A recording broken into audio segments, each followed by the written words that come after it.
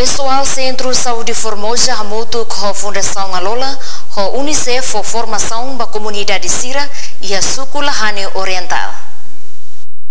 Formação no tema conselhamento aihan optimal ba bebê no Lapariqui. Pessoal Saúde Público Centro Formosa, Felicidade Moniz Bragança Bastel e a Suculahane Oriental Sexta Nehateten, grupo suporta inang atu consolida ba comunidade Sira, tuir aldeia nebe iha, hode fo conhecimento basira kona baihan implementar liu hareba bebê nebe usa susubeng.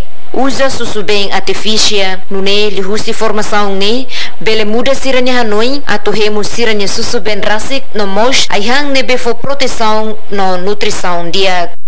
Toda saja agora de 30 e a minha formação ini atu ele poniga conchela complementar ba bebê no labarisir. Saya tatu consola ini sira kona ba ko ayhang complementar ko susu ba bebê rasik. Ini yang consola ini grupo suporta ini atu hala consola kami comunidade sira irsedia aldeia nebe makiha e o conhecimento sira kona ba ayhang complementar.